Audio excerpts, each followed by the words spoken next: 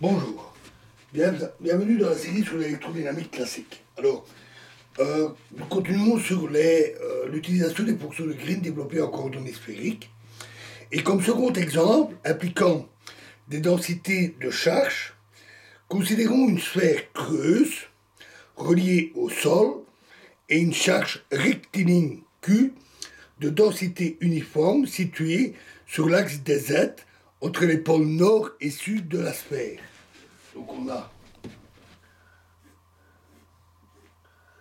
X, Y, Z, on a une sphère de rayon B et on a sur l'axe ici, sur cette portion-là, une densité de charge rectiligne de Q sur 2B. Ici encore, cette densité volumique de charge peut s'écrire à l'aide des fonctions delta. Rho de x' est égal à Q sur 2B sur 1 sur 2pi R' carré fois delta cosinus θ' moins 1 plus delta cosinus θ' plus 1. Les deux fonctions delta correspondent aux deux moitiés de la charge rectiligne de part et d'autre du plan XY. Le facteur 2pi R' carré qui figure au dénominateur garantit que la densité de charge est bien uniforme et a pour valeur Q sur 2B. Si on injecte cette relation dans la solution générale pour le potentiel, on obtient phi de x est égal à Q sur 8pi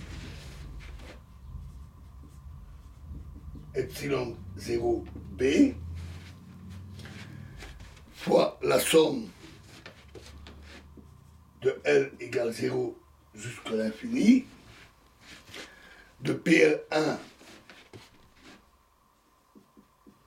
ces termes viennent des dérivés des fonctions delta, plus PL moins 1 fois PL cos θ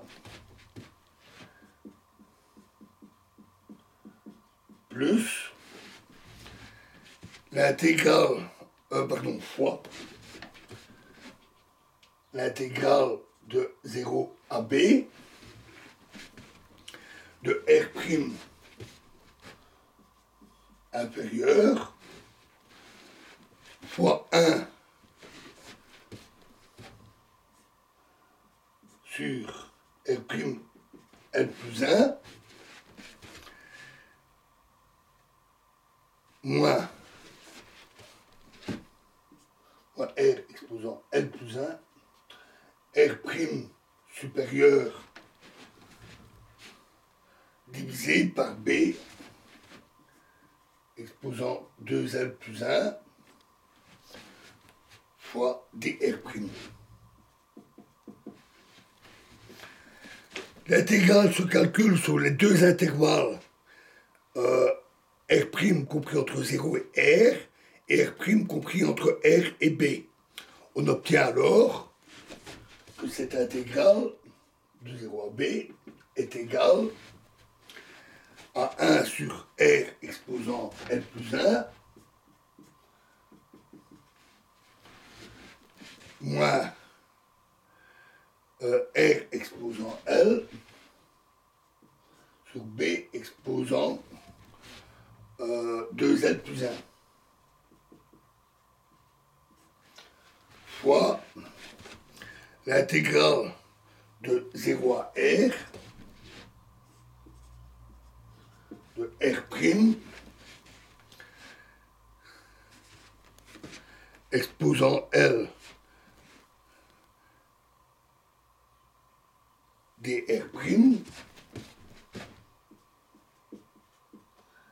plus l'intégrale de 0 à R plus R exposant L fois intégrale de 0 à R de 1 sur R' exposant L plus 1 moins R' exposant L sur B exposant 2L plus 1 dR', qui est alors égal à 2L plus 1 sur L fois L plus 1 fois 1 moins R sur B exposant L. Alors, petit inconvénient, pour L égale à 0, ce résultat est indéterminé.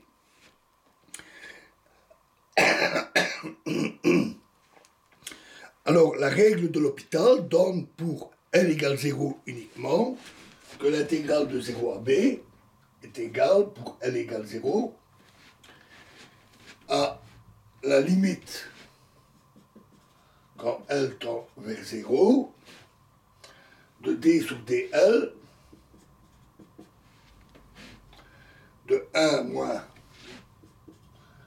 R sur B exposant L divisé par D sur DL de L égale limite quand L tend vers 0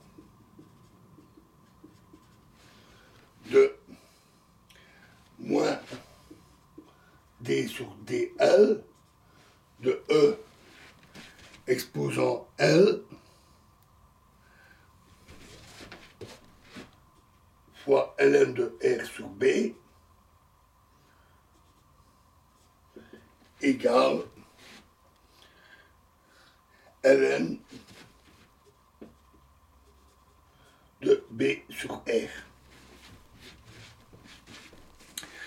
Ce qu'on peut d'ailleurs vérifier par intégration directe de la relation ici pour L égale 0.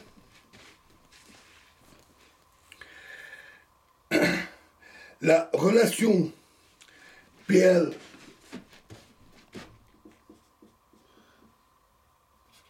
moins 1 est égale à moins 1 exposant L, qui exprime juste la parité en fait, permet d'écrire alors le potentiel sous la forme phi de x est égal à Q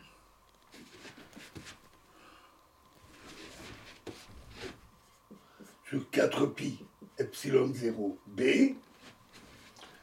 fois ln de B sur R plus somme de J égale 1 jusqu'à l'infini, donc on isole le terme 0, 4J plus 1 sur 2J fois 2J plus 1 fois 1 moins R sur B exposant 2J fois P de 2J de cos θ. P de J de cos θ. Et on ferme bien sûr accolade. La présence du logarithme pour L égale 0 nous rappelle que le potentiel diverge sur l'axe des Z. Cela est confirmé par la série ici qui diverge pour cosinus θ égale à plus ou moins 1 sauf en R égale à B. La densité de charge sur la sphère s'obtient immédiatement en dérivant cette expression. On obtient alors sigma θ est égal à epsilon 0 dφ sur dr, calculé en R égale B, ce qui donne moins Q sur 4πb carré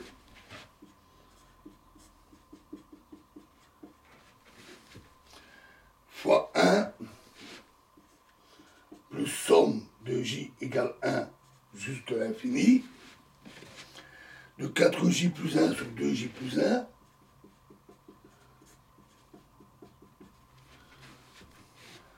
fois P de J cos θ.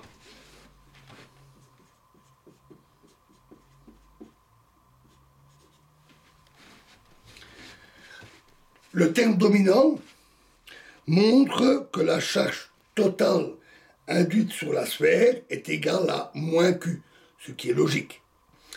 Et l'intégration des autres termes donne 0.